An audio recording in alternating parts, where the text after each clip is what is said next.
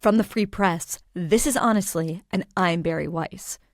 A few years ago, Jay Bhattacharya was an obscure Stanford professor, a respected medical doctor who also had a PhD in economics.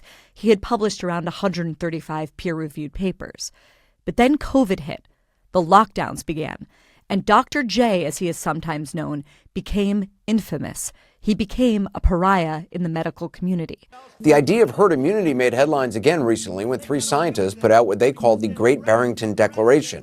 Herd immunity was very elusive with COVID, and the Great Barrington Declaration was flawed both conceptually and in practice. Trump's top candidate endorsed herd immunity as the best way to address the COVID pandemic. Just a fancy way of saying, let's get everybody sick and see what happens. Along with colleagues from Harvard and Oxford, Jay questioned whether or not the lockdowns were a good idea, whether or not the trade-offs were worthwhile.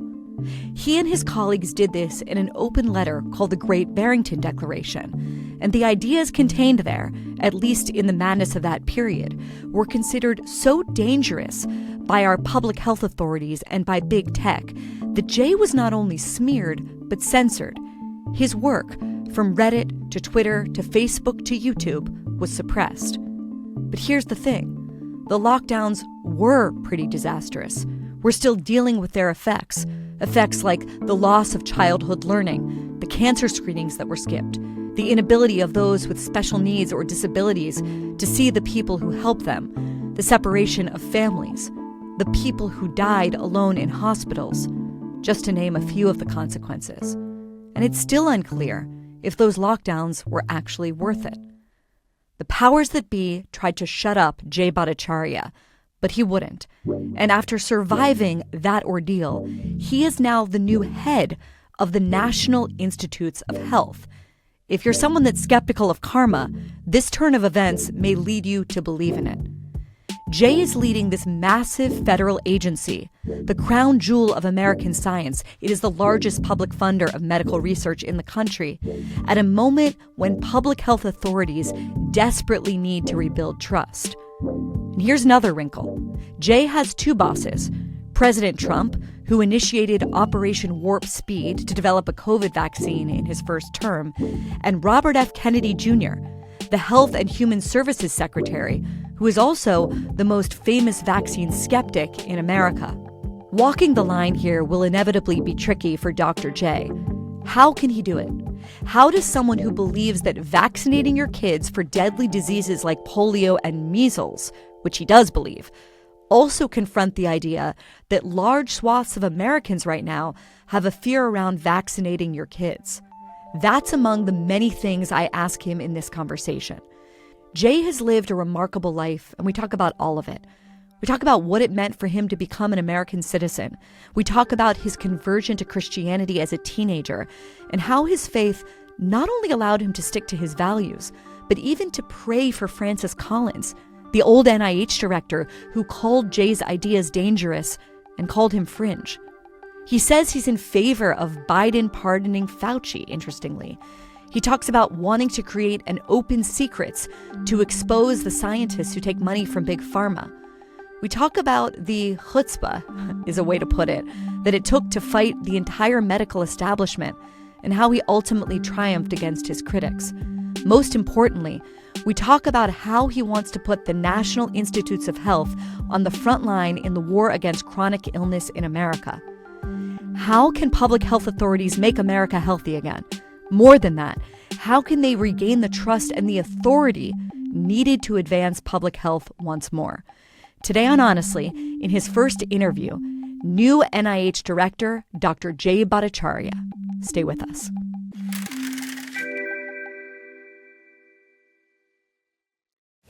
Jay Bhattacharya, welcome to Honestly, and thank you so much for giving us your first interview as head of the NIH.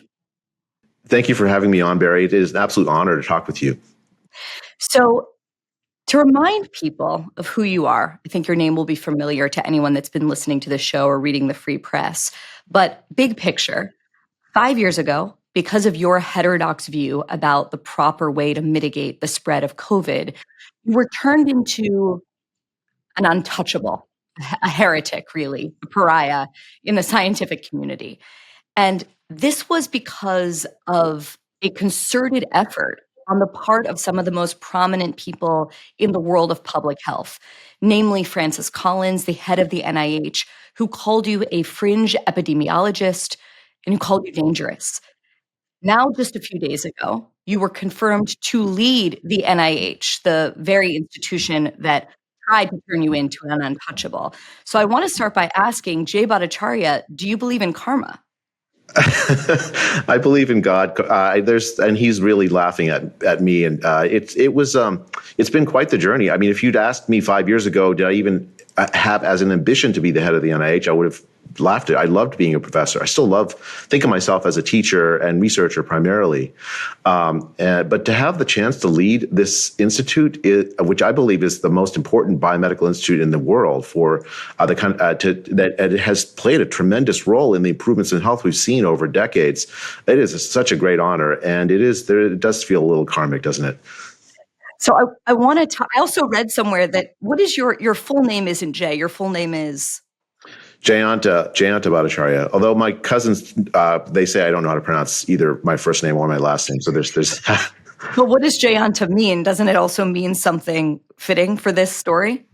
I mean, it means one who will be victorious, or one who. I mean, it's like Nike in Greek or something. Oh, interesting. So we're going to talk about the NIH and your plans, what you want to do there, what you're planning to do there a little bit later in the conversation. I want to start by just quickly reviewing your story to jog people's memory and perhaps for those who don't remember this at all, because a lot of stuff that happened in COVID has been quickly forgotten or memory hold. So 4.5 years ago, you were a respected scientist at Stanford. You had published something like 135 peer-reviewed papers. You were known as an expert in health economics, got a PhD in economics, you went to medical school. Okay. Now, fast forward to October 2020, you and Sunetra Gupta of Oxford and Martin Kulldorff of Harvard, you all came together to sort of question the consensus about the wisdom of lockdowns. And you did this in a statement that was known as the Great Barrington Declaration. I just want to read a paragraph to remind people of what it said. Current lockdown policies, and this is in October of 2020 that you're writing this, are producing devastating effects on short and long-term public health. The results, to name a few, include lower childhood vaccination rates, worsening cardiovascular disease outcomes, fewer cancer screening, and deteriorating mental health, leading to greater excess mortality in years to come, with the working class and the younger members of society carrying the heaviest burden. Keeping students out of school, you wrote, is a grave injustice. And I'll add just one more line. Keeping these measures in place until a vaccine is available will cause irreparable damage, with the underprivileged disproportionately harmed. Now, 4 days after you all put out this statement, the Great Barrington Declaration, Francis Collins, who was the head of the NIH at the time, writes an email to Anthony Fauci, who was then the head of the National Institute of Allergy and Infectious Diseases. And in that email, which people can go and Google and find it, he called you a fringe, the group of you, fringe epidemiologists, and suggested that what was necessary was a quick and devastating takedown of the premises of the Great Barrington Declaration. And then after this private email, which has since come to light, a few days later, Francis Collins gives an interview to the Washington Post in which he says of your statement, "This is not mainstream science, it's dangerous." Try and go back 4.5 years, and I know a lot has happened since then. Why did Francis Collins and Anthony Fauci respond the way that they did? I want you to steelman their approach. Why did they do this? Why were the stakes so high? Why did you guys need to be discredited as dangerous? Right. So 4.5 years ago, October 2020, the first wave of COVID was already behind us. And many of the lockdowns that had been implemented in March of 2020, they played themselves out through the summer, and many places had started to open up. There were plans to reopen schools. Many places did reopen schools, although many also didn't. Like in California, for instance, my kids were out of school for 2 years. The public health community and I and Martin and Sunetra, everyone saw that the March, April lockdowns had not succeeded in getting rid of the virus. That was very, very obvious, that the virus was here to stay, that there was no technology we had then or now to actually eradicate the virus.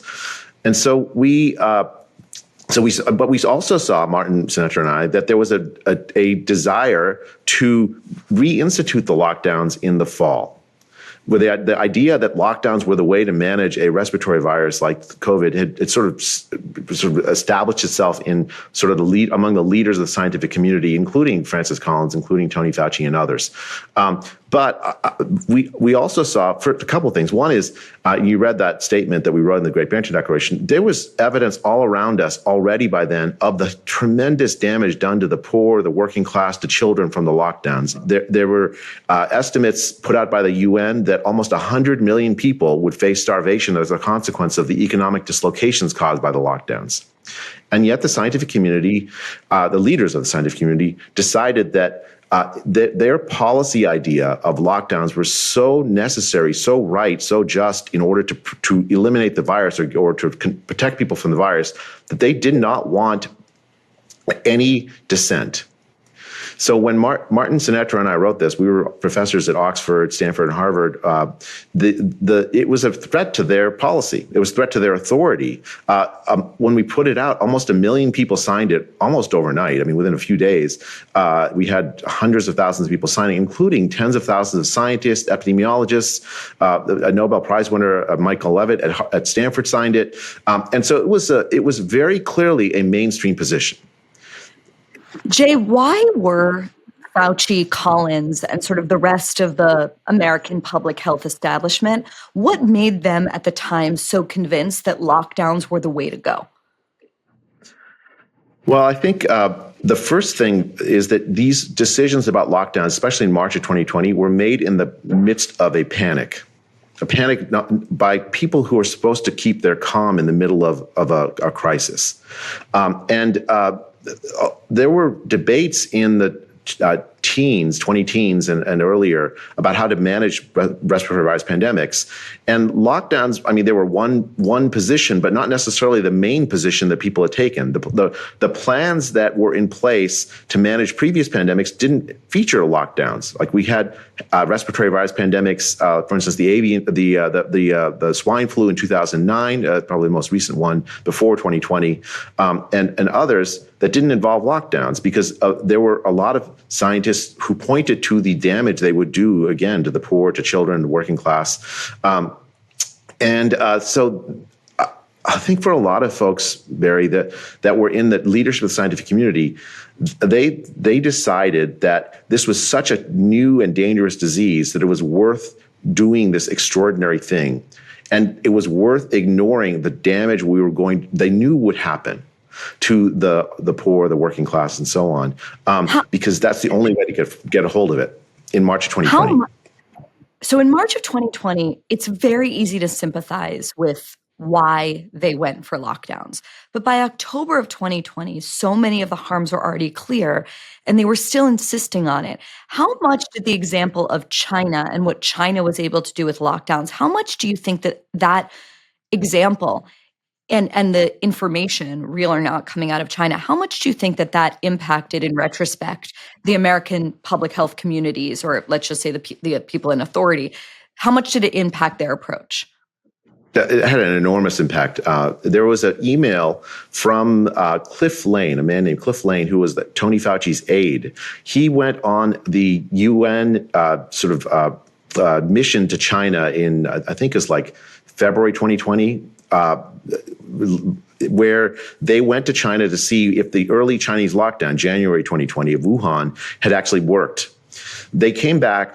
Cliff Lane sent an email to Maria Van Kerkhove, who was a WHO epidemiologist, with the top of the WHO epidemiologist, or one of them, saying that what China did worked, and that it was really important for the public health community, essentially, actually what he specifically wrote was that what China did work. We have a lot of hard decisions to make. It's going to involve more than just the people in this room, meaning the people who've gone on this UN mission.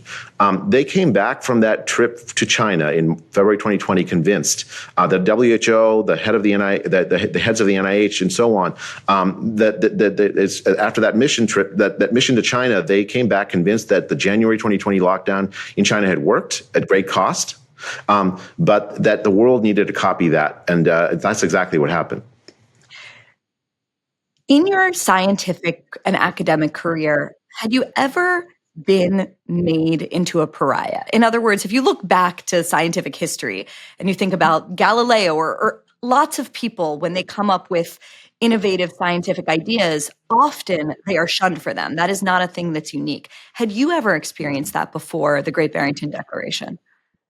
Well, I mean, I tried to say things that were different and unique and, cause trouble. I mean, part of the fun of being a scientist is to cause trouble in that specific way, but nothing on this scale. I was a part of a scientific community with, I had my debates with people, but that was not anything like this. And I should say one thing really quickly. The point of view that you read about the Great Barrington Declaration, that was, to me, that is not novel. What Galileo said was novel. It was really, really new. What we were saying was what the conventional wisdom was in public health in January 2020.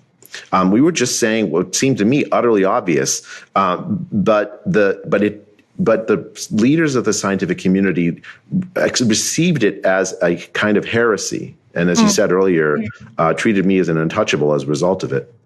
So it wasn't just Francis Collins and Anthony Fauci, right? They sort of set the tone. And what followed in your life was pretty astonishing when you look back on it.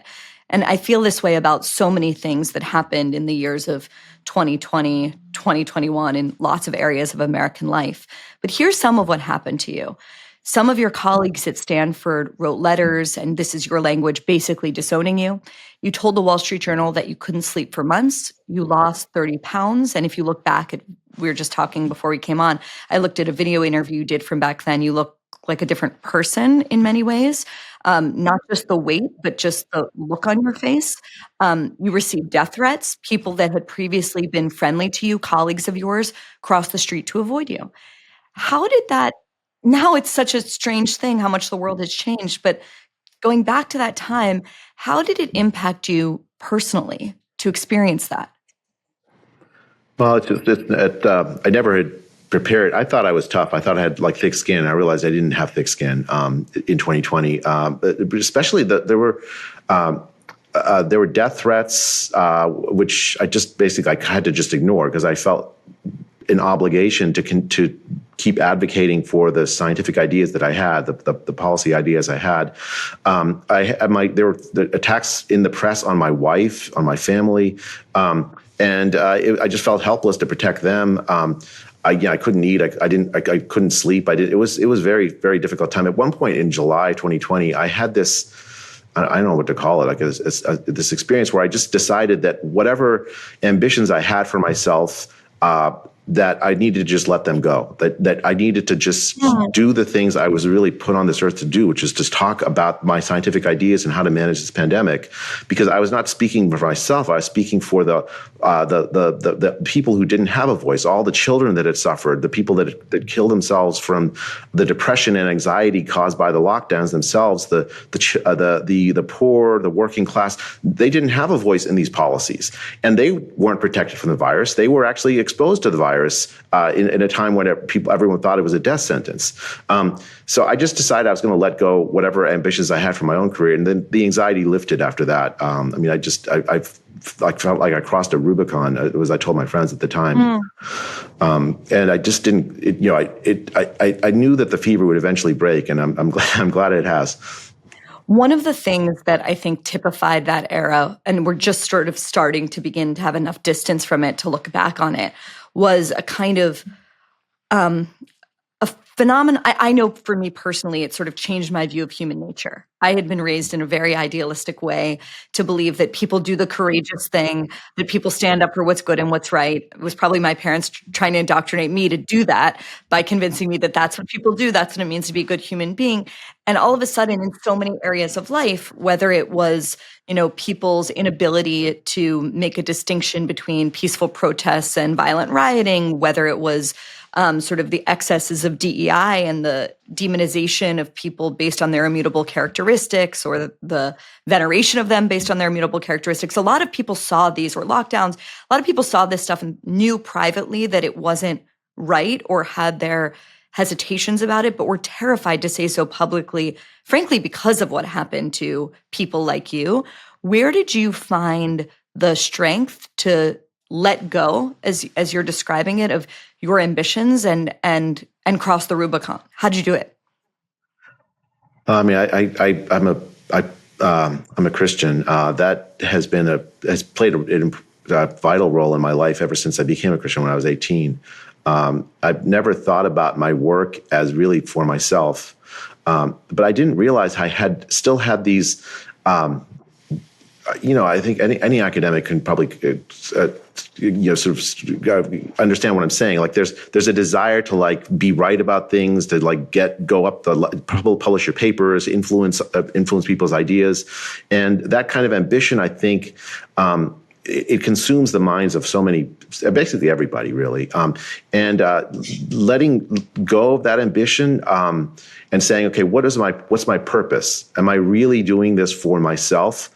Or am I doing this for the people I study, for the people I felt the obligation I had to the people I studied for a living. I mean, that was what I wrote papers on. Those 135 papers were on aiming to improve the health of others. I had a greater obligation to them than I had to myself. And so I had to let that go. It was a conviction that, if you want to say it as from God, I had to say I had a choice. Either I'm going to, and it actually was explicit. Like the medical school at Stanford, they gave me a choice. They told me I could go back to being the old professor I was, respected, writing all these papers and having a fancy position, or I could. But the condition for that is I have to stop talking.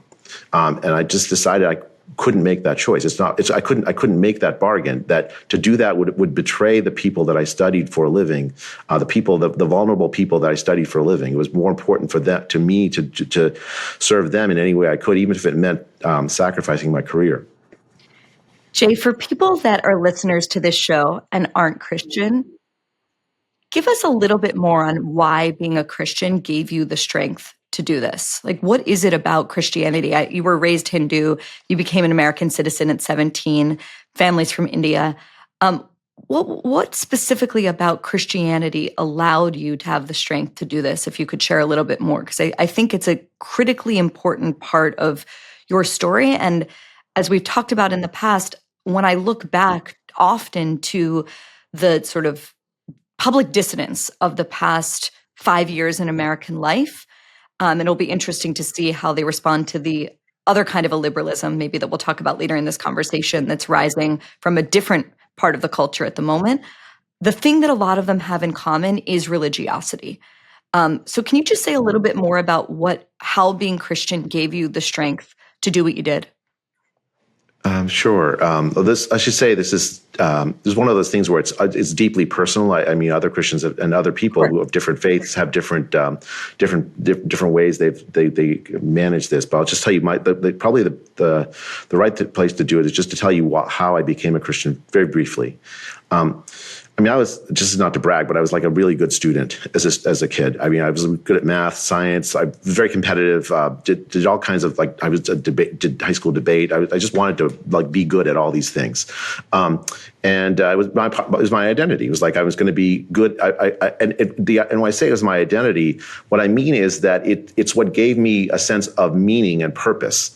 I would say, okay, because I'm good at these things, that's what makes me valuable. When I was a teenager, that's the way I thought. And it was unconscious. I didn't really. If you'd asked me as a teenager what my identity was, I would have looked like a cross-eyed, like I didn't know what that meant. But that's really honestly what it was. the experience of becoming a Christian at 18 was I had this. There's the only place it come from is God, because otherwise it wouldn't have come into my own head. This sense of deep shame that I was judging others based on that the sense of moral worth that I imputed to others was based on, are they good at math? Are they good at science? Are they good at debate? Are they smart? And I had this sense of deep shame that was just a wrong thing to think about people. That's a wrong way to interact with people. It's a wrong way to be with people. That people's moral worth derives from the fact that they are created by God, and that I'm put on this earth to love other people, even my enemies. And so that part of me that revered, that had this pride in like my intellect, died when I became a Christian. At least I thought it died till 2020. And then when amazing people I admired forever, people like Francis Collins, started attacking me. They were attacking a version of me that had died when I was 18. Like all these people telling by saying you're not smart, essentially. Yeah, exactly. They're telling me I'm a fringe epidemiologist. I don't know what I'm talking about. They were the sort of the version of me that I was 18 would have just shrunk and said, "Oh my God, what's gone on? I need to rethink my entire, go back and align with what they're saying, because obviously I'm not smart anymore or whatever. They don't think I'm smart." That version of me died when I was 18. They were destroying a version of me that had already gone. It was well in the past, and it was that Christian experience of conversion where you have to die to yourself. The parts of you that are that disconnect you from God really have to go. That was what went when I became a Christian, and that I think is what really saved me during the pandemic. One of the things that also happened during this period, so it was the public health establishment attacking you. It was your colleagues at Stanford and people in your life disavowing you or distancing themselves from you. And then as we found out, and part of this was because of Free Press reporting in the Twitter files, but then other things as well, there was also big tech's suppression of your ideas. In Twitter, your name was sort of on a trends blacklist, as we discovered, which suppressed the visibility of your posts. At YouTube, you had done a conversation with Florida Governor Ron DeSantis. It was suppressed because you were talking about how the evidence for masking children was weak. Google, Reddit, Facebook, they all censored mere mentions of the Great Barrington Declaration.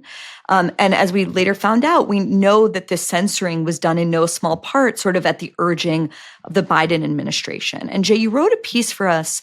If something transformed in you when you became a Christian as a teenager, you wrote about how this experience sort of transformed your idea of the strength of American values or of American institutions. And I want to just read a little part of this piece and have you reflect on it.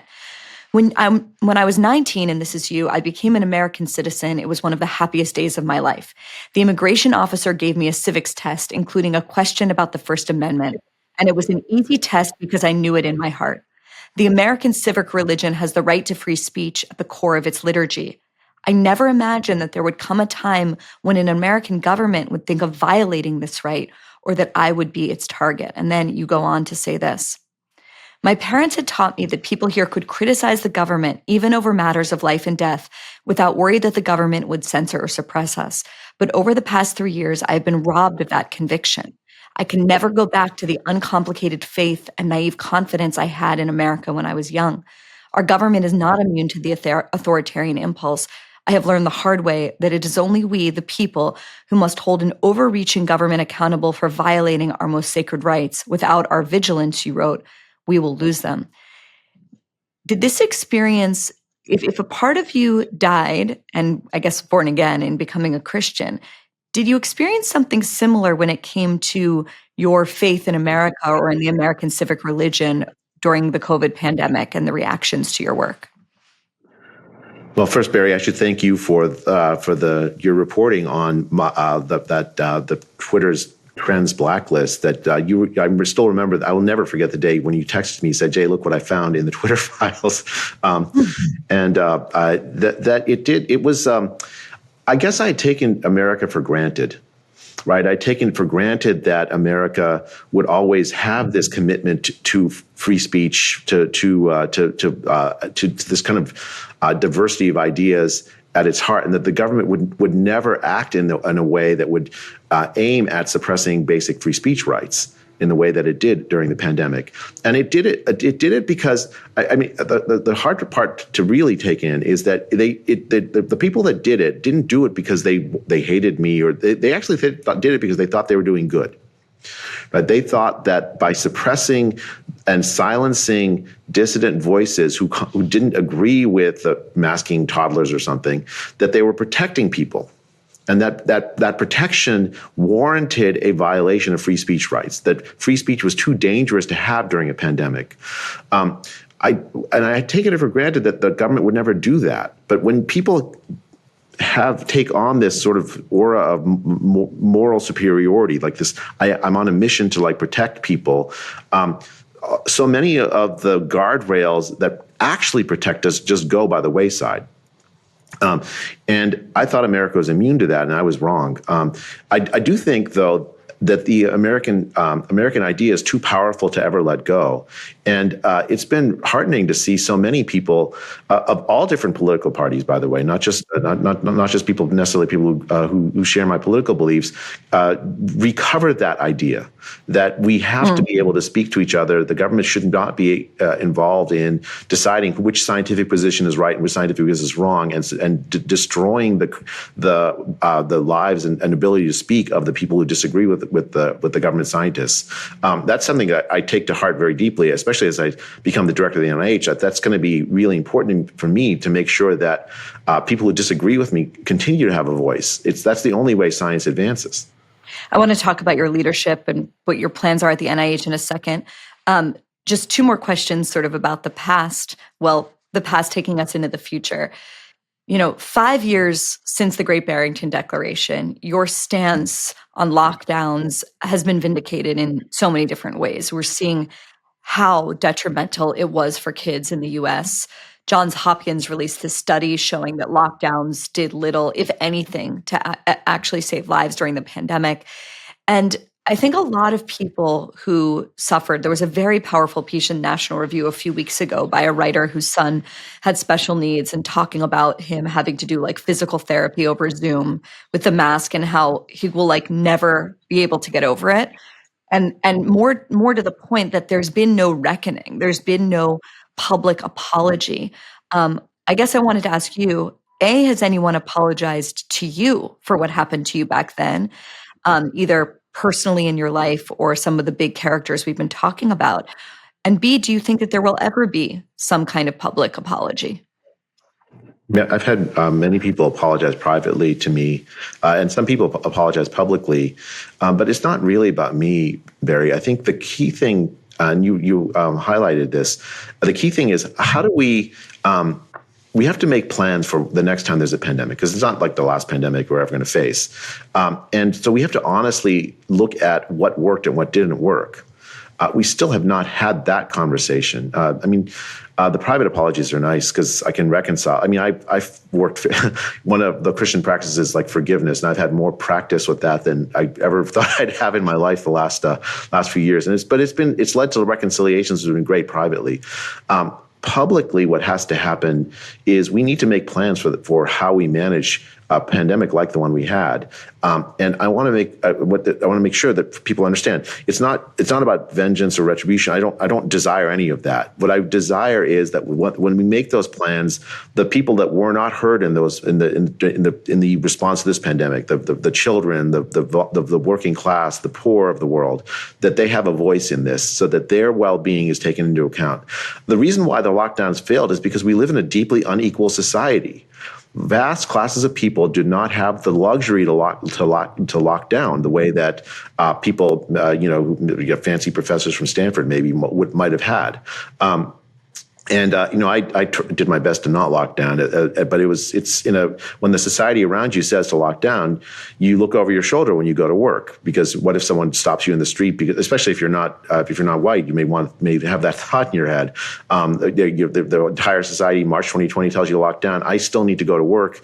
I feel this obligation to go to work. I actually ended up I avoided driving and rode my bike to avoid being stopped by the police. I mean, and then there are people who they were first, Really? yeah. I mean, maybe it was paranoid, but it was like the March 2020, and I was hearing people had been stopped going to the grocery store. So that never ended up happening to me, but like it's a thought I had in my head. A lot of people must have had some thought like that. When the vaccine mandates came, so many people felt like pariahs because they had to carry around vaccine passports saying that they were clean. The people who didn't, they weren't allowed to participate in normal civic life. They're made to feel as if they were an other. The entirety of the lockdown strategy, the reason it failed is because it's such a deeply classist policy. And it failed because it asked large classes of people to do the impossible, to essentially end their participation in civic life, in their family life in ways that are not human. And so the next, the key thing then is that we have this reckoning mainly so that we have a real human response to the next pandemic rather than the inhuman one we had in 2020. Before we get to the NIH, just one or two more questions about reconciliation. People like Francis Collins, said your ideas were dangerous, called you a fringe epidemiologist. Have you spoken with Francis Collins at all since he made those comments? I did have the honor of meeting him briefly in the summer of 2024, and he apologized privately about the fringe epidemiology comment. I think that I mean, it was a really nice moment. I mean, I've admired the man for my entire career. Like as a Christian and a scientist, he was very outspoken about his faith in ways that I found a lot of encouragement in. But when I was a young scientist, and to me, the fact that he was on the other side of this debate and is fine. I'm on the other side of lots of people in debates, but that he would use his position, really abuse his position to try to destroy people who disagreed with him. That really hurt. And it was a really nice moment when he apologized for the fringe epidemiology comment privately. I think he still disagrees with me about lockdowns, which is fair enough. But I think he still think he was wrong about them. But I would like to see, and I would hope that from him that he would sort of start to publicly try to engage in that same spirit that we had when we met privately. How did you respond when he apologized? I've been praying for him ever since I found out that he'd written that email, even before when I saw the press. And I told him that I'd been praying for him, and I still will pray for him. I think that reconciliation is really is possible. I believe it. I believe it very firmly. Even people who disagree with each other fundamentally, even hate each other, and I'd never hated him. I never will. So it was. It's. I think. I'm just going to keep praying for that. The kind of grace that you are able to approach this subject with is one that I think eludes many people in this country, maybe millions of people in this country who feel so betrayed by what happened, who feel like their children. I mean, we don't need to go through all of the examples. Every single person listening to this knows someone in their life who was harmed, either by COVID itself or by the measures that were taken to mitigate COVID. What is your advice to people looking to move on, who still believe that what was done was profoundly wrong, but are not going to get a kind of Truth and Reconciliation Commission on COVID? What do you say to those people? I mean, I still think, Barry, if you think back to 2020 and 2021, the government told us, I'm sure public health officials especially told us that we shouldn't interact with our family, that we should bury our parents or grandparents alone.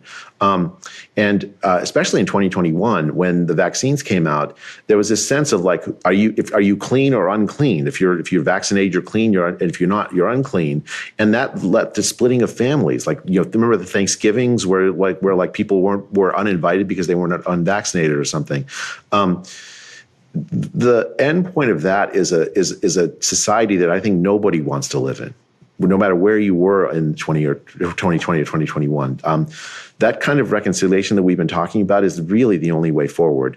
And that starts with saying, okay, I'm not saying that what was done was right in 2020 and 2020 wasn't right.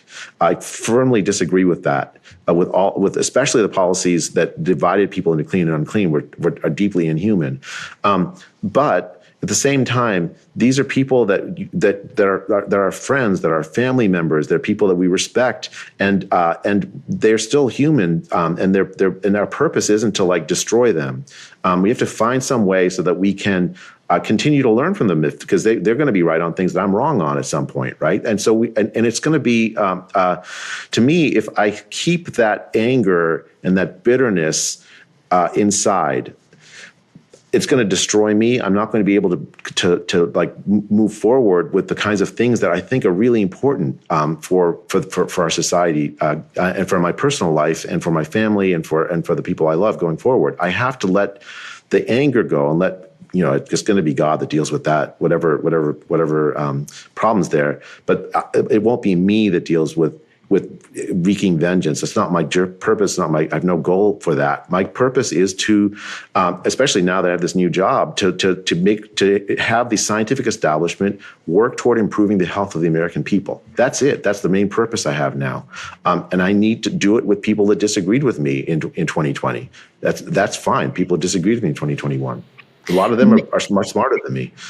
Many people on the right, and I think both of us know people like this, have made Fauci the sort of singular villain of the COVID story, almost more than the origins of the virus. Broadly, and you see this kind of stuff all the time, broadly, has the response to Fauci been reasonable or unreasonable in your view? Okay, so I think this is a complicated question, in part because I think, first, Tony Fauci, and I think for reasons that are defensible, maybe, although I would have disagreed with him, in 2014, enabled the U.S. government to continue to support research in China, the kind of research, this gain-of-function research that may have caused the pandemic.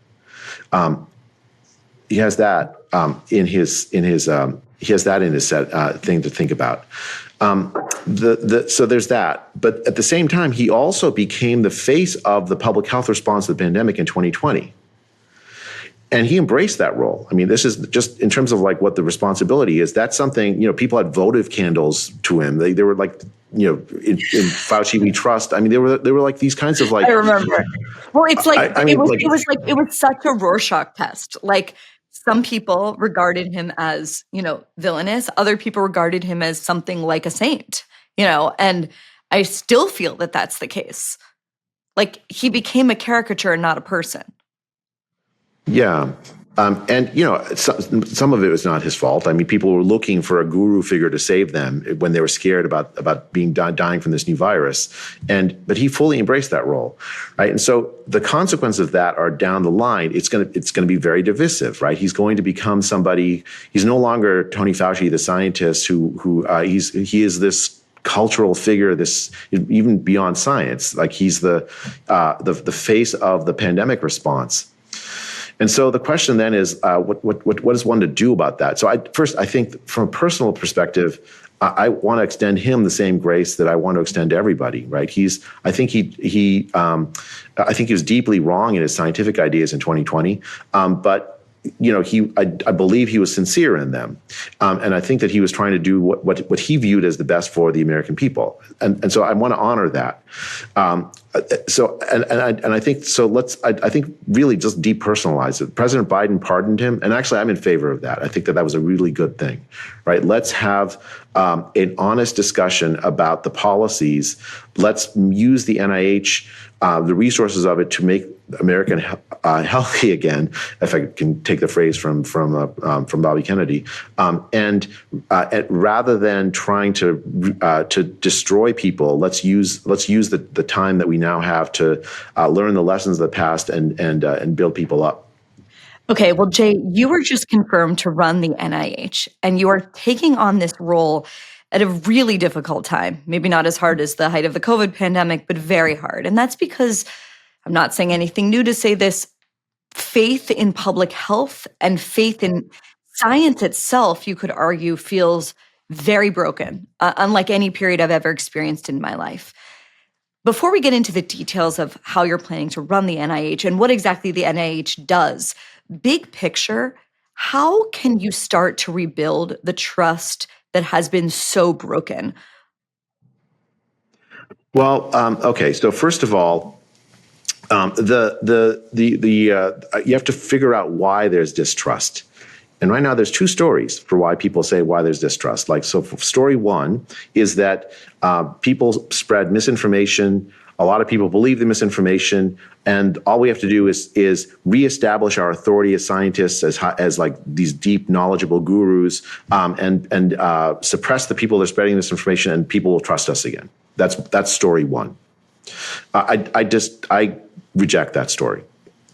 And I'll tell you why. Because the story two is that the public health establishment made tremendous mistakes with a mantle of authority during the pandemic. They said, trust us. Don't send your kids to school. Don't go to work. Don't go to Thanksgiving with your friends. Don't visit your family when they're in the hospital. They had a do vaccinate in order to protect others from getting the disease. They told us all these things that turned out not to be true. Do mask your toddlers. They turned out not to be true or productive or useful. And as a result, very rationally, the large parts of the population have decided that scientists are full of it, that public health is full of it. So those are the two stories. Those are the two competing screens that you're seeing in front of you, right? So right now. And I very firmly believe that the second is true. And I don't see how that first story, anyone can go back to that sort of uncomplicated faith that scientists have your best interest at heart. They know better than you how you should live your own life. You can look to them for advice about what to eat, whether you should send your kids to school, whether you should mask your children, or whatever else that they say. Now you can say, and I completely agree, that it was very complicated during the pandemic. There was lots of new disease. We don't know how to deal with it. And I completely agree with that. There's going to be disagreements. The problem is, and I use this as a sort of simple way to say this. When I was a med student, a third year med student, in medical school, the first 2 years, you study all these like class. You study in class a lot. You learn biochemistry. You learn all these like things, and you read textbooks. The third and fourth years, you actually start to see patients. That third year, when you first go into the clinic, you put on a white coat. I should probably just speak for myself. I knew nothing. Like I was really great at all of the textbooks. And that you get a patient in front of you and they're asking you a question and it's not in the textbook and you don't have a depth of experience. You're a brand new third year medical student. You have the white coat on. They expect you to have an answer. And I mean, the temptation is, and you don't. Yeah, you should. You really are tempted to say, "Here's the answer," when you don't have any idea what the answer is. The right thing to do, the thing that you should, that the teachers tell you to do, is be honest. Tell them you do not have an answer when you don't have an answer. That's what the public health authorities didn't do in 2020. In 2021, they donned the mantle of authority based on a scientific knowledge base that didn't give them the scientific or moral authority to do that, and they trespassed in areas of life. Should we suppress the speech rights of others? Right? Scientists said yes in 2021 and in 2020. Should we separate people between who are vaccinated and unvaccinated with passports? That's a complicated policy question, not just a scientific question, right? I mean, I think there's very few situations where such a thing might be warranted, or maybe none. So they trespassed the normal authority that they would have and did things that far beyond what their scientific knowledge would actually empower them to do. And as a result, so many people now disagree with us that don't trust scientists, the things scientists say. And there's real consequences, because if you have that distrust, a lot of the good that science does will not actually result in good for the people. Well, it's like the scientists and the experts, or at least many of them, broke our trust by going too far, or by, as you just outlined, weighing in on things that were beyond their purview, trying to pretend they knew all the answers when they didn't, not having humility.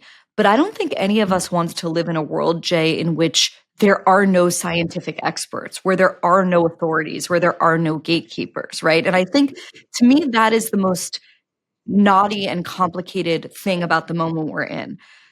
I don't think it's a better world where people are getting their medical advice from random people on YouTube that tell you that, waving a crystal in front of your face will cure your cancer.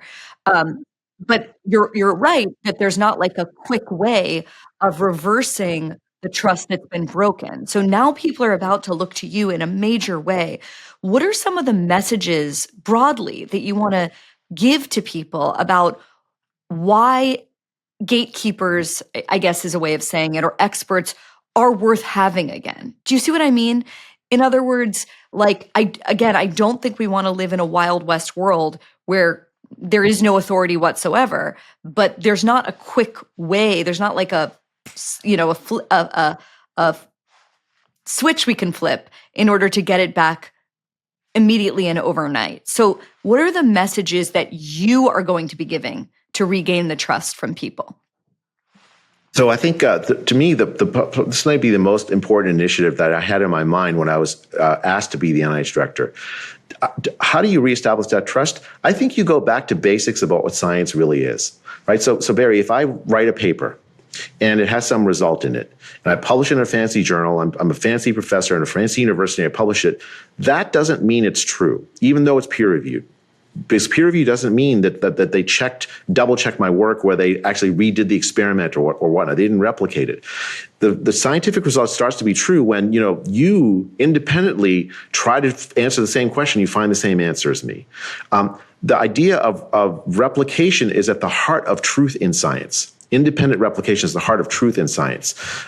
So what should happen is, rather than having authority being that can be abused as the measure of truth in science. Am I at a fancy university? Am I the head of the NIH? Instead, is the scientific work replicated? And then when people are talking about it, they can look and see, oh, look, here are all these papers that find the same result. Here's some weird results with stuff we don't know. We can have a scientific authority more rooted in scientific reality if we make replication the heart of scientific truth. And that's actually what I have some concrete plans on how to make that happen at the NIH. But that I think is the answer to the question. You're not going to regain the authority we once had by saying, trust us, we were wrong then, but we're now right. We're going to keep doing the same thing. That's never going to work. What will work is, look, here are the changes we've made so that the advice we're giving you is more rooted in reality than we had before. We've changed how we do things. And so that's how I think we rebuild the trust. Okay, let's talk about the NIH itself. I think a lot of people know the NIH is important, but actually don't know what it does. I know it has a budget of around $50 billion. I know that it's like 27 different agencies, and I don't even understand how that works. But broadly, what is the job of the NIH? What is this job you're about to step into? It has a very simple mission that I think literally everybody agrees with. The mission of the NIH is to support and conduct science that advances the health and longevity of the American people, and by extension, the people of the whole world. Right? That's it. That's a very, very simple, compelling mission. I'm sure I got the words a little wrong, but I convey the spirit of it. Is it doing that right now? Unfortunately, it's sort of failed. So since 2012, the United States life expectancy has flatlined. Between 2012 and 2019, there was no increase in American life expectancy. And of course, it collapsed during the pandemic. I think only last year it came back to pre-pandemic levels. And the most basic thing is that advancing the life expectancy of the country, it's not actually succeeding at doing that. Now, there's complicated reasons why beyond science, but I'll say, at the very least, if the mission statement is to be read and taken seriously, it has not accomplished that for at least a decade or more. And it's one of these things where, everywhere you look, you see challenges to American health that the NIH has not actually addressed effectively. Rising obesity levels, the type 1 and type 2 diabetes, chronic disease. There's still, cancer, I think, is like number 1, number 2 cause of death still, despite major advances in the biological sciences. And now I painted this bleak picture about the outcomes, but let me just defend the agency I'm about to lead, because I do want to do that for a second. There have been tremendous advances in biological sciences, our understanding of the human genome, our understanding of the pathogenesis of cancer, advances in treatments for countless conditions that the NIH is responsible for. And those are things the NIH and the American people, which funds it, should rightly be and justly be proud of. Those need to continue, and we need to do even better than we have done them, because those advances need to translate into better health for the people. The questions that your listeners have about how should I eat, what kinds of exercise are good for me, should I take this drug, is it going to solve the chronic problem I have, all these questions are in the purview of the NIH, and the NIH needs to really answer those questions that that are uppermost in the minds and bodies of the American people. One critical thing I think for people to understand is that the NIH is the primary funder of medical research in this country. Broadly, Jay, what are the areas that are overfunded and what are the areas, in your view, that are underfunded right now? Right. So the principal way to answer that, Barry, is by looking at what are the epidemiological needs, the medical needs of the American people. Right? If you look at the epidemiological data, it's metabolic syndrome and obesity, it's cancer, it's diabetes, they're at shockingly high levels, and it's not just older people, it's young people, children. The NIH portfolio of investments in biomedical research should match the health needs of the people. That's actually what Bobby Kennedy's been saying, and I can entirely agree with that, right? The chronic disease crisis that we face is tremendous. It affects almost every single American in some way or other. And we don't have excellent answers, reliable answers to those questions. That's why people turn to so many different sources, because they're looking for answers on how to improve their own lives, in their health and their well-being in their own lives. And it should be the NIH providing those answers with excellent science. And I don't want to paint with too broad a brush, because I do think the NIH has done so many great things, even over the last few decades to address those. But we haven't done enough, and it has not translated to actually solving the chronic disease crisis the American people face.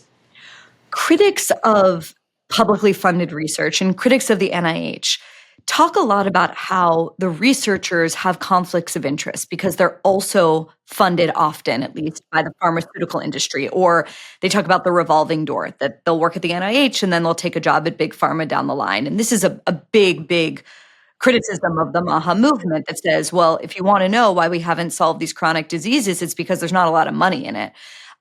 How do you address that broad criticism? Do you agree with it? Disagree with it?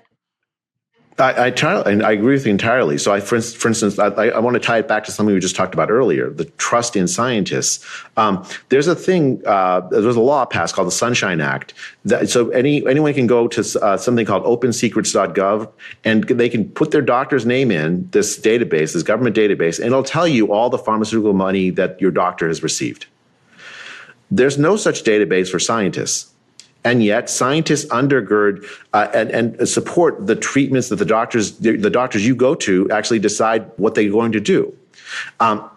You should be able to go look up the conflicts of interest of scientists, just like you can go and look up the conflicts of interest of doctors, right? That's something so should there be an open secrets for scientists? I think so. I think that would be a really productive thing as a way to reestablish trust. And now, I just want to be clear. I don't mean to say that if you're pharmaceutical company funded, that means you're necessarily wrong. Truth is not determined by that. It's not determined by truth is determined by other independent people replicating your work, find the same thing, right? But you have a right to know, as an American citizen, is this research that is affecting my treatment? Who's doing it? What are their conflicts? What are their interests? Right. So I think that's all to the good. And I think that the work of the NIH in particular, I mean, it affects basically every single aspect of biomedical research. You name it. If you don't, and of course there are pecuniary interests involved. People make money off of the results of the research. The reason why the NIH exists, and again, the Maha movement's right on this. There are things that research that you do that can be patented, that can result in you becoming, very, very rich. And there are scientific studies that are nevertheless quite important, even though that have no capacity of being patented. Won't make you rich, and yet is vital for it. Let's just take something like the structure of DNA, the double helix structure of DNA, right? Conducted by scientists working Watson and Crick in the 1950s. That basic idea undergirds so much of science. Yet it's not a patentable idea, right? The NIH exists to provide support for research that can't possibly be done by pharmaceutical companies because they won't have any monetary interest in it. But nevertheless, is important for pharmaceutical companies to know, other scientists to know, or for the people to know. So the NIH really primarily the reason it exists is to fund that kind of science. Which is not to say that it shouldn't participate in trying to make the advances available. That may involve working with companies to try to help their research potentially. If they can convince the scientists of the NIH that it's worth investing in. The public-private partnerships are not necessarily bad or wrong, but the primary purpose of the NIH is to do that kind of science for the public good, science that cannot be funded by pharmaceutical companies or other interests. One of the things that's been hotly debated, of course, since the lab leak became a thing is this idea of gain-of-function research, which no one that I know had ever heard of before the pandemic, and now it's something that everyone claims to be an expert in. But it's basically altering things like viruses in a lab to enhance or add new abilities. I'm being crude about it. Should gain-of-function research be banned? Okay, so you have to be careful here. There's some gain-of-function research which is entirely benign, has no chance of causing a pandemic, and would advance is vital tool for advancing human health, right? So, for instance, you have some protein you want expressed so that you can use it as a treatment. Like insulin is a good example of this. You change the DNA of an E. coli, use the E. coli bacteria to produce the insulin cheaply. That's gain-of-function work. There's nothing wrong with that. But there is gain-of-function work that has the potential to cause a pandemic. You take a virus you find in a bat cave in China, coronavirus, you add a biochemical element. This is not theoretical. You add an element to it that makes it more transmissible among human cells, and then you do that in a setting where it might infect the lab technician who takes it home without knowing it, infects their family, and causes a pandemic that causes so much damage. That kind of research, a research that has any capacity of causing a pandemic through gain-of-function work, should be banned. I think it has no place in among the toolkit of scientists. It's essentially what you have a few scientists taking risks on behalf of the entire human population. And to do it in an unregulated way makes absolutely no sense to me. Even if you don't agree that is what led to this past pandemic, I happen to think it does. But even if you don't agree, going forward, why would you say yes, you should take that risk? There aren't enough benefits to that kind of research to warrant causing a pandemic that can kill 10 million, 20 million people, if you include like the lockdown harms, and cause trillions of dollars of damage and set society back for so long. What knowledge gain would be worth that? Why would we risk that? Well, I read that the administration, I read a report that the administration is considering prepping an EO banning federal funding for gain-of-function research. If there is an EO, you would be responsible for enforcing it. You have a nuanced view of this situation. Do you think the Trump administration understands your view? Well, I mean, I don't. I just started in my job, Barry, so I shouldn't get too far ahead of like what's going to happen with this. But I anticipate that if there is some action by the Trump administration, that they'll consult me, and there are many people actually in the government that share my view that I trust. I think that I anticipate whatever comes out of this process will be a thoughtful one. I don't think it'll be. I mean, I don't think the goal is to end scientific research. The Trump administration still supports $50 billion of research at the NIH a year. We still support excellent scientific research aimed at making American people healthier. That's not going to change. And if gain of function work that doesn't have a chance of causing a pandemic is needed to do that, we'll continue to support that. I can't speak for any EO that would be on the president's sort of bailiwick, but I know that that the advice you'll get will be, I think, along the lines that I'm saying. You have to make those careful, nuanced distinctions when you do this kind of regulation. I anticipate fully that's exactly what will happen. One of the biggest stories in Washington right now is the Department of Government Efficiency that began as a meme, but is now slashing tons of money to steelman their position in government waste. And a lot of what they revealed has been just, frankly, so depressing for those of us that pay a lot of taxes to know where that money is going. And for people that pay any kind of taxes, frankly. Right now, there's about 20,000 people that work at the NIH doing all sorts of research. There was a recent announcement that the NIH is going to cap reimbursements for things like facilities, administrative support, and infrastructure for research at like 15%. That's projected to save the NIH, to save taxpayers something like $4 billion. 20,000 people, that sounds like a lot of people. First of all, I don't understand how you manage 20,000 people. I'd love to get your advice. I'm having trouble managing like 50 at the Free Press.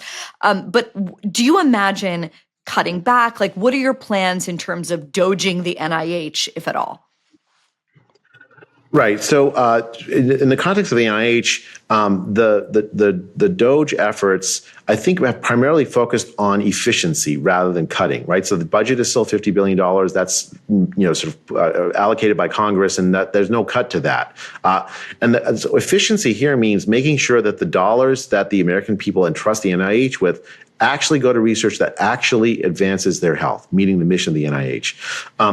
And part of that means looking at so it's a little convoluted, and a lot of people hearing this might not fully understand this because it's like one of these things I have to get my mind around. So as a scientist, when I write a grant for the NIH, the NIH will give me, just to take a number that's clean, let's say NIH gives me $100,000 to do some scientific project.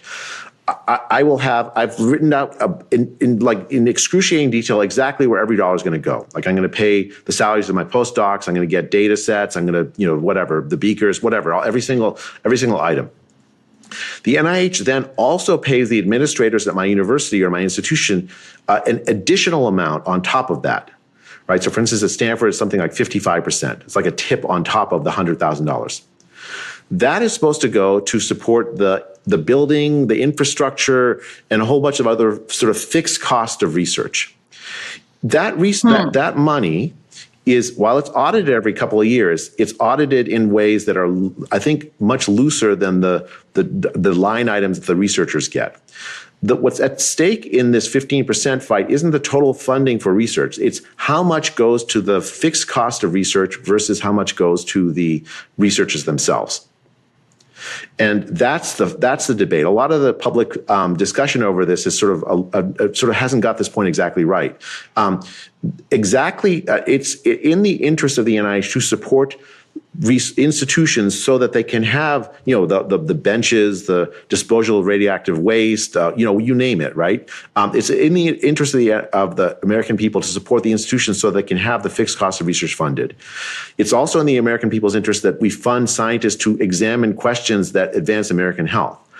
But how we do that, how much should go to the administrators versus how much should go to the scientists, that's what's at stake. That's been the focus of DOGE. And I think that's an issue that is worth bringing up. And I'm really glad that DOGE has brought up. We're going to end up with a better equilibrium so that more of the money goes to research and that the administrations to support the fixed costs of these research institutions is done more efficiently. That'll be the end point of this debate. I think that everyone reasonable, right or left, Republican or Democrat, does not want inefficiency and hates bureaucracy. Anyone that's been to a DMV feels that way. The issue is that some senior scientists say that their work has been really disrupted already because of DOGE. There's been firing and rehiring of employees. There's the $1 spending limit on federal government credit cards. Some researchers have said that they're struggling to purchase basic supplies, struggling to pay their postdocs. How do you understand, to the extent that you do or agree with it, the practical chaos on the ground right now? Has that been overstated? Is that real? Where do you sit? Yeah, I mean, I think so. I have my literal first day is tomorrow, actually, on the Bethesda campus. So I'm going to need to go and assess things. My sense from looking at it from the outside is that at least part of it. I mean, part of it is there's a consolidation of like IT and like sort of communications. There was like a whole bunch of like shops inside the NIH doing duplicative things, right? So there's some of that. I think a lot of the personnel changes will involve consolidating some of that and making it more efficient. A lot of the things that you just talked about in the outside and scientific community, I think part of it is like stems from the fact that so much of the scientific community is on the left, and they didn't vote for President Trump, and so almost any change made is going to like end up causing anxiety, and I do think that and of course there's some real things to this, like there was a freezing of scientific review committee meetings, for instance. I think part of that was an overread by some of the federal bureaucracy in the things that kind of happen normally when there's a transition in presidential power. There's like an external communications freeze that was overread so that private meetings, like scientific review panel meetings, was also frozen as a result of the external communication ban. These are private meetings that probably shouldn't have been frozen. I'm gonna try to restore as quickly as we can normal scientific function. That is part of being like efficiency means doing those things. Normal scientific function will restart. I think the interim director Matt Memley has done a fantastic job trying to get those things up and running, and I'm going to continue to do that after I get in place. We have to rebuild trust not just with the American people but with the scientific community. It's not the administration I'm in, from everything I've heard, is fully committed to doing excellent science. The MAHA agenda, this Make America Healthy Again agenda, is going to require excellent science, and the NIH is going to be a tremendously important part of that. Speaking of MAHA, I think it's one of the most interesting movements in American life. First of all, because it's very, very hard to pin down politically. And second, because the tent is just so wide, or at least it is for now. It includes, people like crunchy moms, or even just moms that want healthier food for their kids, who want to be able to get European formula that's not been available here in the US. I know my wife goes to this random Polish place in Greenpoint in order to be able to get it on the black market for our son, which seems kind of ridiculous. But then it also includes people that believe things that I regard, at least, as dangerous to public health. How do you define the MAHA movement before we get into RFK and MAHA and all the things it encompasses? And do you yourself identify as MAHA? So first, the MAHA movement, I think it's exactly what you described, a very broad tent of people, many of whom were not previously politically active, who want their themselves and their families to be healthier. And they look around and they see all kinds of things where they don't know if it actually contributes to their health, like the food on the shelves, the drugs that they take, advice that they get about what kinds of exercise to do, lifestyles, and so on. And they just it's regular people just saying, I want to be healthier. Right? Well, I don't want to face the kind of health problems that Americans have faced at scale over the last few decades. Let's find a way so that we can solve that problem. I think that, to me, is the MAHA movement. And so the second question, do I identify? Yeah, I absolutely identify with that. I agree with that. I don't. I just gave you an example of this, right? So when I was in the 1980s, my dad was type 2 diabetic, had a heart attack when he was 48. We followed all the advice. Like he took, he had a low fat diet, and he was extremely disciplined man. So he, like oatmeal for breakfast, rice and lentils for lunch, rice, lentils, and like saltless chicken or something for dinner. That sounds horrible. For the rest, and then he got a heart attack at 56 and died. I don't know what the right answer. A lot of the scientific basis for the advice that we all hear, it just needs to be solid. It needs to be more solid, more right, more accurate, more right, more grounded. I think this is one of those things where, like, if you look at it that way, MAHA is completely. It should be a universal thing. Right? We just need to have better advice grounded in science for the basic decisions we make in our own lives. As director of the NIH, you have a boss. You report to the secretary of the HHS, and that's RFK J, as some call him, Robert F. Kennedy Jr., probably the most controversial and high-profile HHS secretary ever. Broadly, what's your view on him? I admire him, actually, Barry. I think he has said that for the last 20 years, he wakes up in the morning asking, how can I make the lives of children better, healthier? How can I make the lives of people better? How can we address the chronic health needs of the American people? And I believe him. I see every time I've had an interaction with him, that is what he wants to do. Is like he wants to ask. I'll just take probably the most controversial example of what he said. Things about having to do with autism. Right? He has ideas about what causes autism. But I'll tell you from a scientific point of view, first, there's been a tremendous increase in autism diagnoses. It's just I look at the data, it's just you can't avoid seeing it. Huge increases in autism diagnoses. And everyone has their pet theory for why. And yet we don't know why. As a scientist, do not know the answer to that question. And so when I hear moms asking me, how can I prevent my child from becoming autistic? What should I do for my autistic child? It's hard to answer because I'm back on with the third year medical student with the white coat on, and I can try to pretend I know the answer when I don't. The answer in that situation is to do excellent science so that we can we can find out what causes it, and then we can address it in an informed way.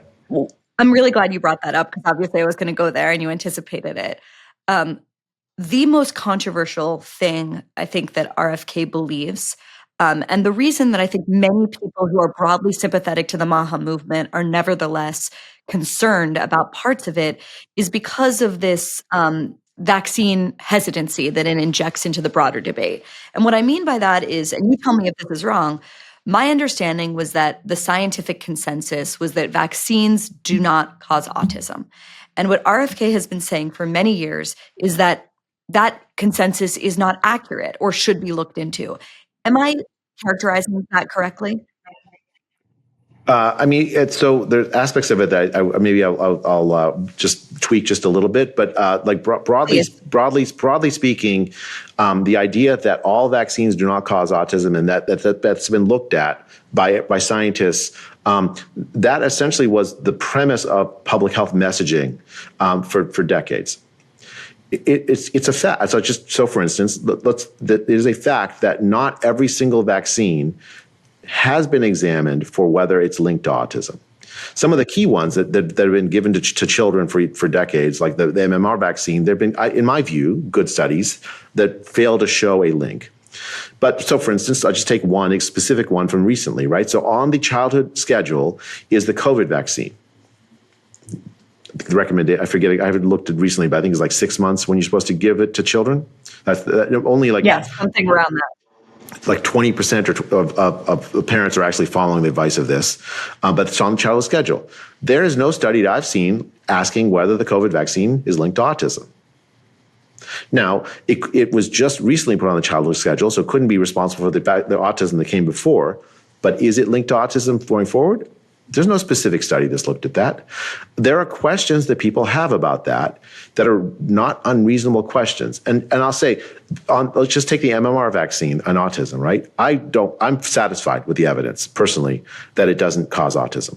it's impossible to prove a negative entirely, but like this has been sufficiently looked at, and so I personally am satisfied. But there are a lot of people who disagree with me, and they have kids they have to make decisions about. How do I manage that? Right? Do I stand up and say, look, I'm the head director of the NIH, I know better, you must listen to me?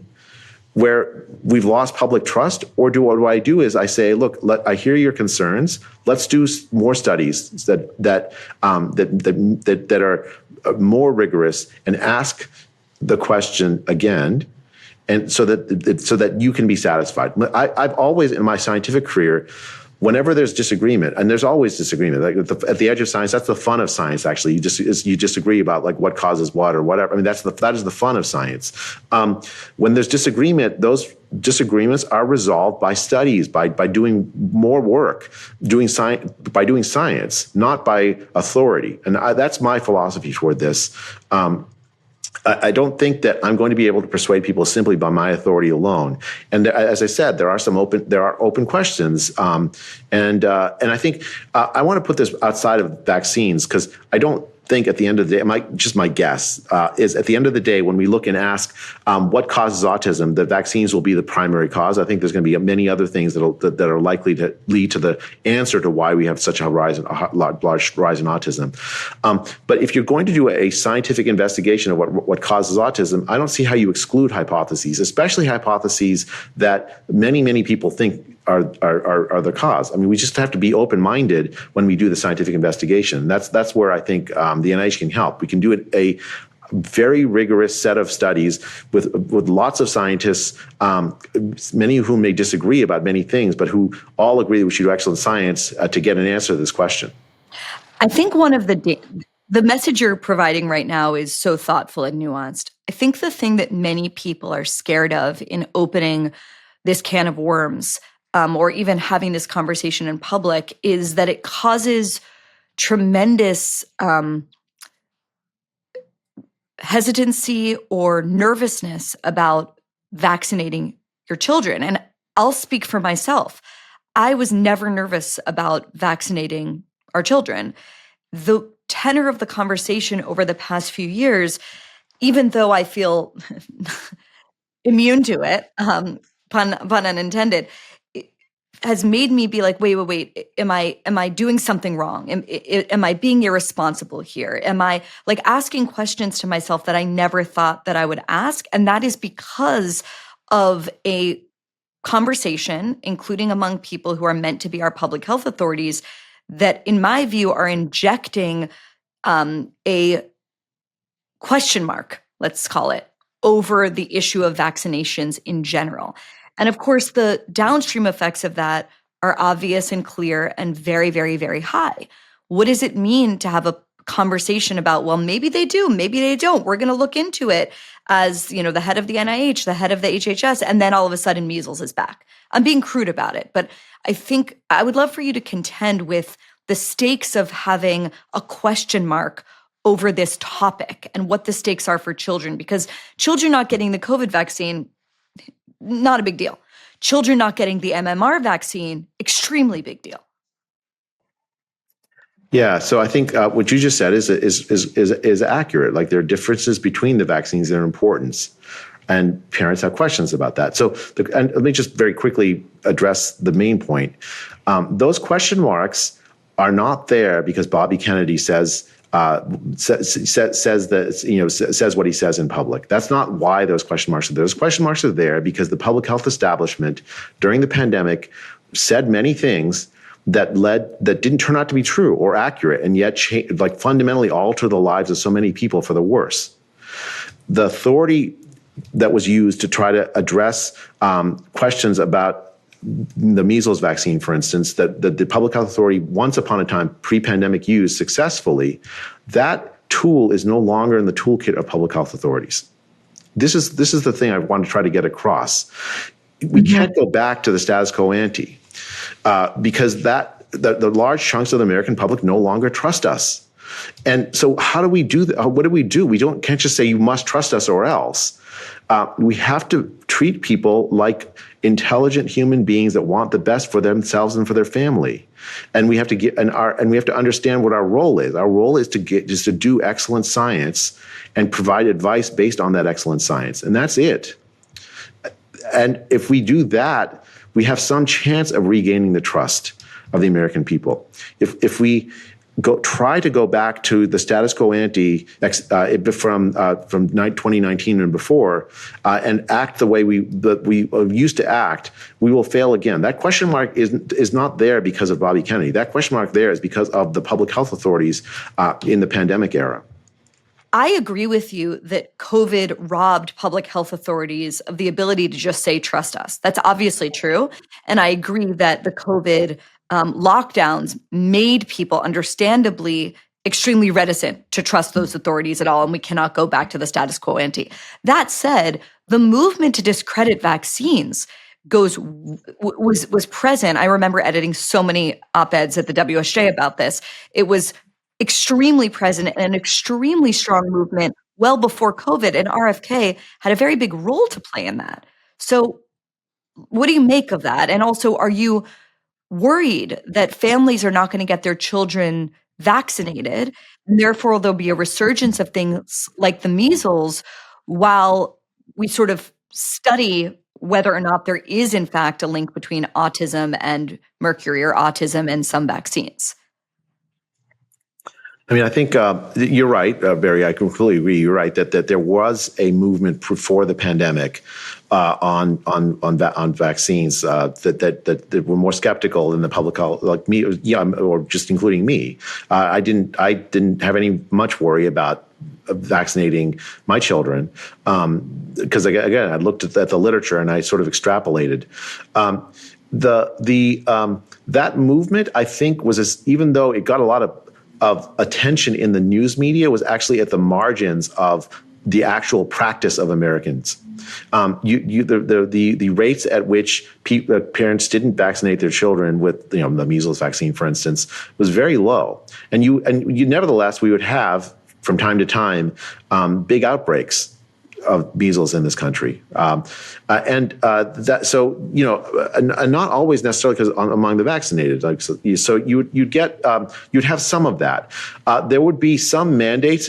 So, for instance, I think California had some sort of vaccine mandate in place for children, but there would be some kind of flexibility around it, so that you could sort of quietly have some fraction of the parents who were really concerned not be required, so their kids could nevertheless go to school. You'd have some flexibility and some humanity in the application of those mandates. The situation now is entirely different. A much larger set of people who never previously thought twice about vaccinating their children are now in a position where they say, look, I don't trust you guys anymore.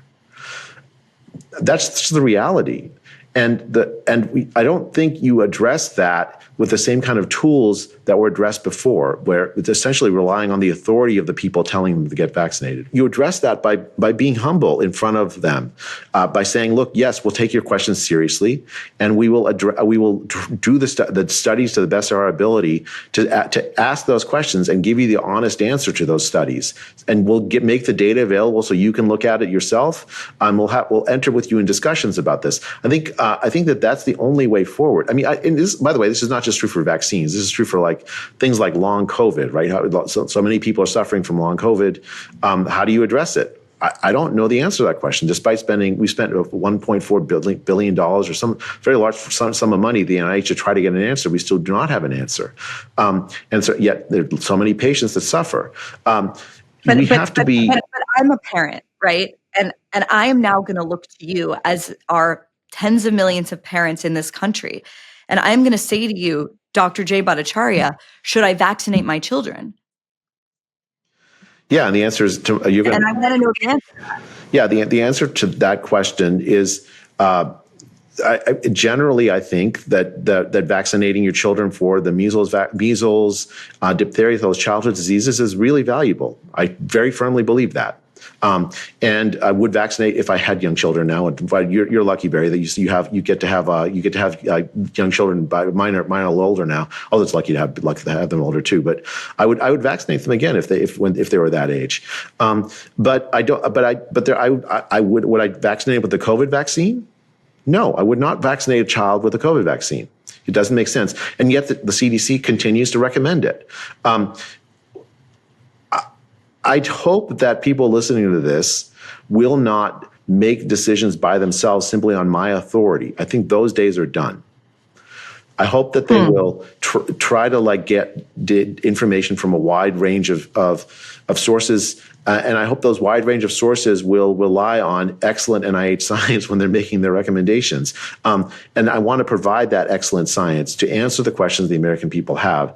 We're never going to go back to the authority-driven sort of structure we had before, but we will eventually have, and hopefully sooner rather than later, authorities that are looking at replicated data sources, transparent data sources, so you can check yourself if you have the inclinations or the means, and so that the new generation of authorities will be making their recommendations on a firmer ground.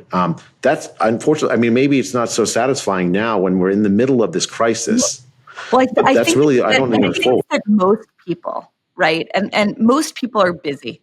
They do not have time to do their own research. And in fact, if they did do their own research, it could lead to, and I'm not saying suppress disinformation of fake news. I'm just saying there's so much noise out there.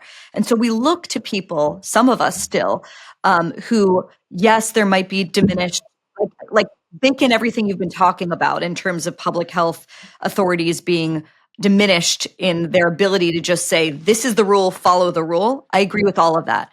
But I still think that most people want to be able to look to the head of the HHS, the head of the NIH, for a clear directive on what they should do.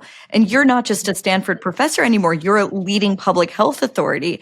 And I guess I wonder, do you worry that someone could listen to this conversation and say, well, maybe I don't need to get my child, give the standard vaccination schedule to my child?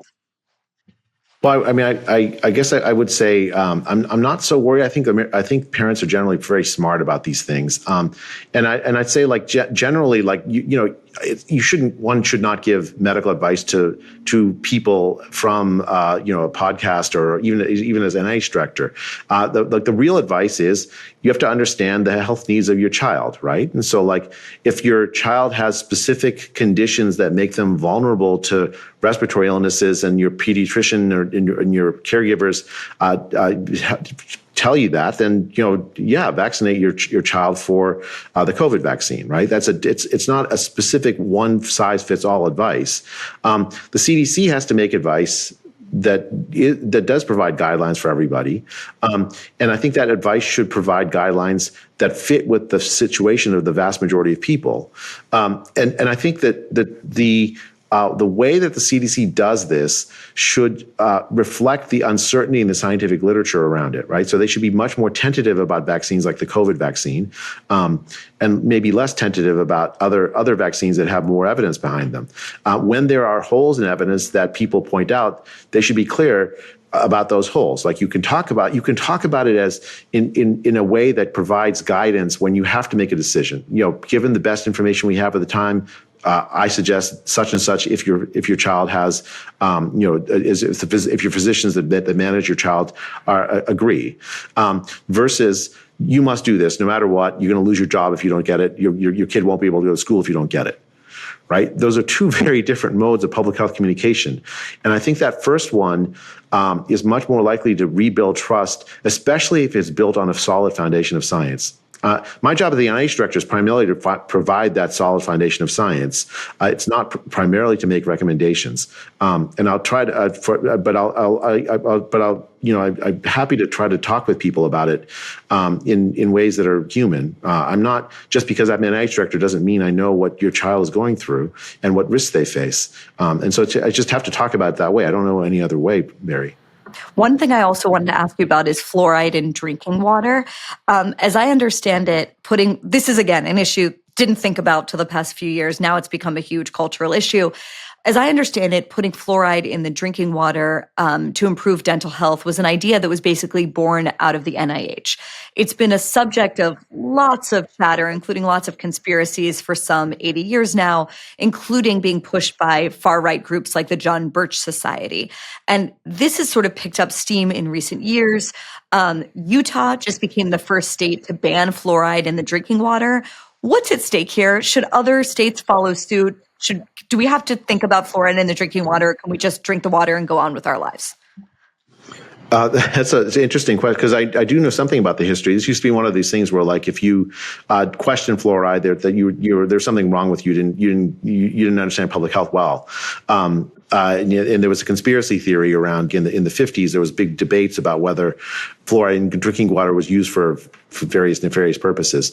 And the consensus of the scientific community and the public health community was that fluoride was necessary to prevent cavities. Recently, in the past decade or so, there have been some research, including out of India and the United States, suggesting that fluoride in the drinking water at sufficiently high doses can actually have some neurological effects, including impacts on the IQ of kids.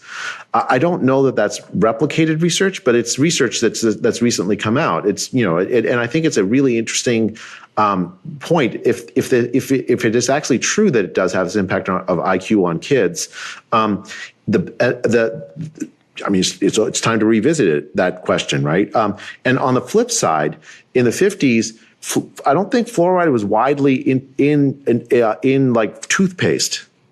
And people were brushing teeth less. There was sort of less focus on dental hygiene in the 50s than there is today, even for children. And so the marginal benefit from including fluoride in the drinking water may be less than it was given the widespread availability of fluoride in toothpaste now.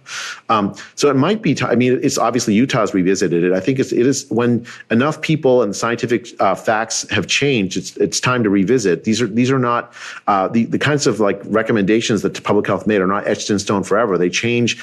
The best decisions change with the conditions of the society. As conditions change, the advice should change. And I don't know where that debate's going to lead. This is not my specific expertise, but I do think that it's worth having this discussion. One other one I've been wanting to ask you about, and I think the broad theme here is that a lot of the things that were called conspiracies kind of turned out to be true, and not all of them to the extent that they were pumped up, but the point is that we're living through a moment of sort of revisiting of things that were consensus, things that were conventional wisdom, questioning them, whether or not they turn out to be true. Some of those conversations feel to me quite dangerous and very high stakes. Others of them feel really necessary. One of the ones that feel necessary is the food pyramid, right? Like this was the thing that we grew up in school learning the food pyramid, and the bottom of that food pyramid was like, eat carbs all day long. That is how you will be healthy. Fat is bad. Butter is bad, meat is bad. And that seems to be something that is being in live time debunked. And I wonder how you think about that. Yeah, I mean, Barry, it's changed very rapidly. I think the reason why it's in question now is that people have noticed that the advice that public health has given on basic things regarding nutrition has flipped back and forth over and over and over again, right? Are eggs good for you? Like in the 1980s, I remember my family stopped eating eggs because you weren't supposed to eat eggs. Remember the egg eaters? Yeah. Then there was like you could eat egg whites, but not yellows. And the whole thing it's flipped back and forth. Dietary cholesterol is bad for you, but no, it's not bad for you. It's actually you produce endogenous cholesterol. It's the amount of fats you eat that are bad for you. Get rid of trans fats. I mean, a lot of the science of nutrition flips back and forth in part because it's not settled science, and it's not replicable science. And I think it's actually really, I agree with you, quite a good thing that we're revisiting this. And as we revisit this, we should require high standards for the scientific basis for the answers to these questions about what's the right diet. And I should say, this is not, I'm not trying to give dietary advice. In fact, quite the opposite. What I'm trying to do is just forecast forward what I think will end up happening. What will end up happening is that there won't be one piece of dietary advice that's right for every single person, right? It'll depend on your specific circumstances. Just like we talk about personalized medicine, it'll be personalized diets, dietary advice. What I do know is that the diet that the American people generally have is not working. We have this massive chronic disease crisis, and there's no way that diet is not at least part of it, or at least a big chunk of it. And so we need to have much better answers for people. And I think it's really good that this debate's happening. You start at the NIH tomorrow. What are the top 3 priorities you have for your tenure? Well, the first one that we've been talking about extensively, replication. I want to make replication the heart and soul of what the NIH does, and make it rewarding for scientists, first to do that kind of replication work that undergirds science, making it an honored part of the scientific profession. Right now, you don't get very much credit if you do replication. And then also make it part of the reward. If you publish a paper, fine, it's good. You publish, even if it's a fancy journal, it's good. But if someone else replicates your work, if you share your data with other people as a scientist, that really should be rewarded. Right, so we'll make the NIH make the changes to the scientific infrastructure so that replication becomes the heart and soul of what we do as scientists. Second, I want to transform the NIH portfolio so that it focuses on chronic disease. We should be answering the questions that most afflict American health. I still, of course, want to have answers to the orphan diseases or diseases that are rare. We need to make sure we take care of every American, but we should not be neglecting the diseases that really afflict the largest number of Americans. We haven't not done a good enough job at that. And then third, I want to make sure that the portfolio that the NIH has is at the very edge of the scientific frontier. Often over the last few decades, the NIH has been very conservative in the investments we've made. We've invested in things that we're pretty sure are going to work because they already worked before. Let's invest in things that are going to really transform how we treat every single thing we've talked about. Right? How do you prevent infectious disease? How do you manage chronic disease? How do we cure cancer?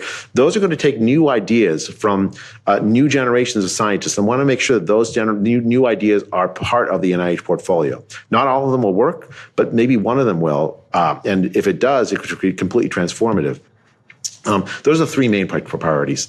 Jay, one of the things about you that comes across so clearly in this conversation, and every time we've ever met or talked, and I think listeners, whether or not they are Fauci sympathetic or Great Barrington sympathetic, will feel this way.